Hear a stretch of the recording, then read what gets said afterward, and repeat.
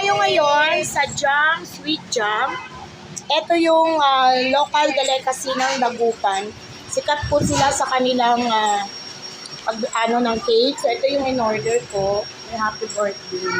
So, yan yung mga cakes nila. Kung titignan natin. Ito daw yung dito yung pinakamasarap na cake. So, meron silang party cake, yema cake, moist pan, caramel roll, and caramel roll half. So, yung in-order namin is yung ito yung mga cake nila. Yung may fruits ang in-order namin.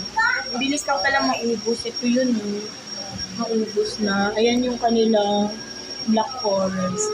Ala, parang lahat masarap. Ano bang gagawin ko? Meron din silang mga delicacies.